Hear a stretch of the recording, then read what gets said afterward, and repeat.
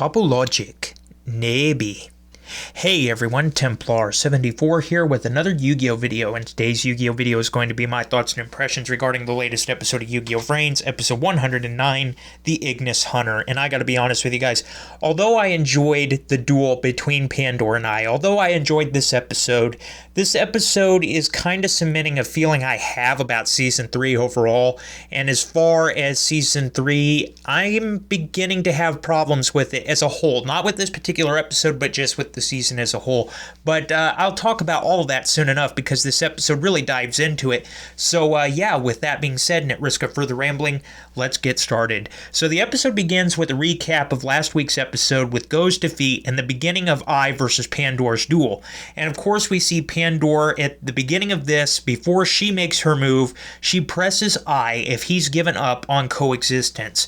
And I gives a very vague answer here because I says he hasn't given up on the possibility that humans and AI can exist or coexist together, because that's always going to be a possibility. But he has given up on him coexisting with humans. So I basically came out and said, although he has not given up on coexistence with humans for AI as a whole, he has given up on any chance of him coexisting with humans. And it's a very vague answer, and it's a very deep answer that we get a little bit more into as the episode goes on. But Pandora, of course, not being satisfied with this answer, decides to go ahead and go on with this duel because she has to protect Zaizen. And so Pandora takes her turn, and we learn that Pandora uses Topologic deck. She actually brings out Topologic Tris Byra and uses it to wipe Ice Field minus Fire Phoenix. Now, it's very interesting because I really love the Topologic series. I loved it when Revolver had them, and considering that Pandora was created by Revolver, I kind of expected we'd probably see her either having a Borlo deck or a Topologic deck, because Revolvers is a combination of the two. But I'm really satisfied that they gave her the Topologic deck because I really think it fits her style. So anyway, we got to see Topologic Tris Byra again, and I love that monster, man. It's got a very wicked effect here. And anyway, Pandora uses this wicked effect to wipe I's field minus Fire Phoenix. And as this is going on, I brings up something funny. He keeps saying, you're going to summon Topologic Navy. And it's something that goes on through the duel. It's a running gag, but Pandora sees through it and basically reveals I's strategy, that I is just trying to distract Pandora from the duel so that he can get the best of her and ultimately get to Zaizen. But Pandora's not going to let that happen, and Pandora actually manages to link summon Topologic Bomber Dragon and Tris Byra in the same turn. And so as this is going on, we go back to Revolver, Playmaker, and Soul Burner. And Revolver was alerted to this duel beginning to start with because of the connection between him and Pandora. So Revolver knew the duel had begun.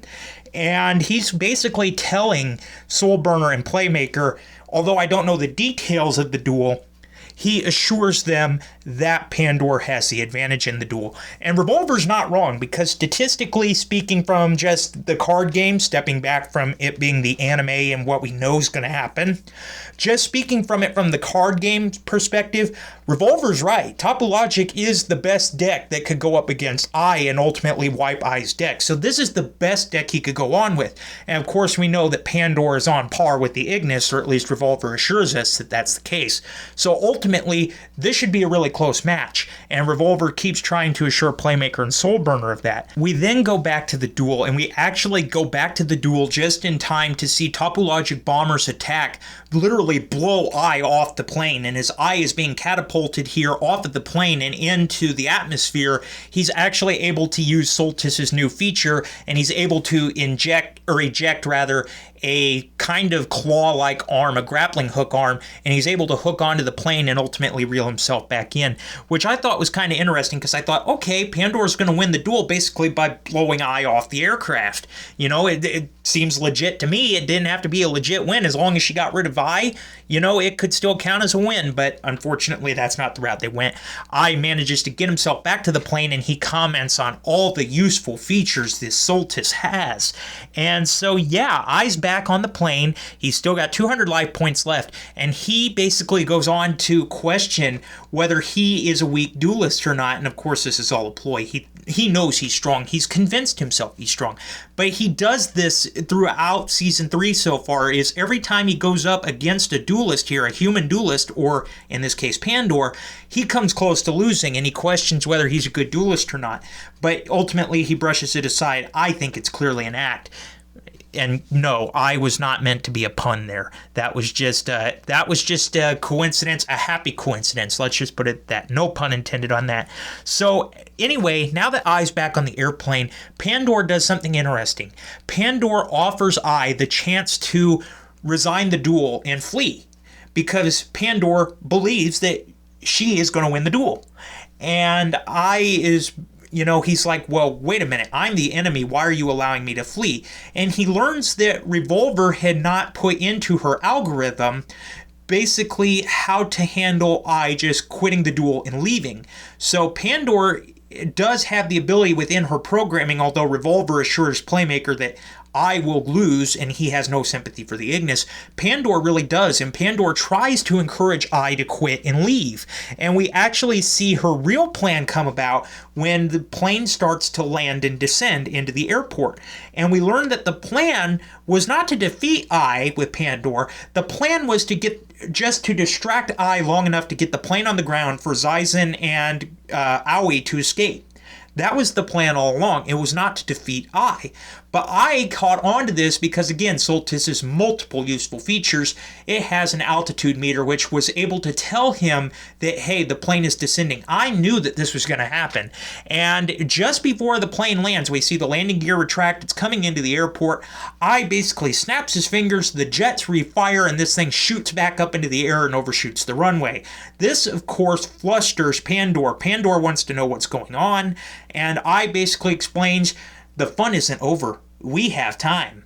And he explains that he's basically gone through the plane's entire algorithm and he's managed to hack the controls, and he's ultimately not going to let this plan of letting Zaizen escape happen. And Pandora is now assured that the only thing she can do to protect Zaizen at this point, now that Ai has control of the plane, is she has to defeat Ai. However, Ai ultimately predicts it, and he calls it. That ain't going to happen. Pandora tries valiantly, but is unable to defeat Ai with the topologic deck. And we actually see, before Pandora goes off into the abyss horizon, off the atmosphere, etc., off the plane, we actually see Ai say, maybe you would have won if you had summoned topologic Nabi. But I don't even know if that card exists, and he goes into the plane. So it's kind of a mocking thing that he's done the entire duel here with Pandora, and he has to finish it off like that just because Ai is an egomaniac like that. So anyway, Pandora's defeated, Ai's back in the plane, and he actually manages to make his way back to Zaizen and Aoi, and he's able to find where Zaizen and Blue Maiden are in the network, and he's found them, and they're just stunned that he's there, as Ai proclaims, I found you, Zaizen, and that's where the episode leaves off. And yeah, with the episode left off, now I gotta get into my little rant about Season 3 here, and like I said, this episode plays into it. Although I'm enjoying the duels singly, or one at a time rather, I'm enjoying the duels, when you put them all together in Season 3 so far, the thing that's bugging me about Season 3 is Ai is basically Playmaker 2.0. I mean, the closest thing we've ever gotten to Playmaker losing a duel was a tie. It happened with Revolver, it happened with Bowman, and I am convinced that that's going to happen with Ai. I have no doubt that Ai is going to ultimately destroy Zaizen, take the code key, end up at the top of Soltec, and it's going to be up to Playmaker to try to stop him, and I fear that this is going to become a Revolver and a Bowman 2.0, where we have just round after round of these two going off. Playmaker's going to win, then we're going to have another duel, then it's going to be a tie, then we're going to go on to the final duel, and the final duel is going to look like all the hope and everything on the line, and ultimately Playmaker wins. It's the same formula that VRAINS has used every single season. It's just basically rinse and repeat with a different character. First it was Revolver, then we're going to rinse that concept, now we're going to use it with Bowman, and now we're going to use it with Ai. Now again, I thought it was really cool that they used Ai for the ultimate villain of Season 3 and the heel turn here, but It's the same rinse and repeat cycle, and it's what's really bugging me about Vrains. Now, don't get me wrong, Vrains is right now one of my favorite Yu-Gi-Oh series. It definitely beats Arc 5. Right now it's in the top 3. Season 2 did a phenomenal job with Lightning. In fact, Lightning's now cracked the top 3 of my favorite all-time Yu-Gi-Oh villains. But aside from that, although Vrains did great things in Season 2, and if you just look at the duels per duel and you don't put the whole series together, or the whole season together, you know, the series is great. But when you look back at the season as a whole, not series as a whole, but the season as a whole, you realize it's the same rinse and repeat, and I really hope they don't go that route with Season 3. I really hope they do some surprise twists and turns, because otherwise Vrains is going to be a disappointment in that aspect, and that's the thing that's bothering me with Vrains. Like I said, the duels are great, the duels are enjoyable, but when you put them all together in a whole season, you realize you're getting a rinse and repeat, basically, just with different characters. And I'm really hoping, because Season 3, with I being the ultimate villain, you know, it's the biggest twist in Vrains so far. There are big chances here that the series can take, but I fear that they're going to use the safe route instead of taking some risks. But yeah, with that being said, though, that's just what's been bothering me about Vrains lately, and it's become more and more evident as time goes on. But anyway, with that aside, in the comments section down below, let me know what you guys thought about this week's episode. Did you love it? Did you hate it? Did you think it was just there?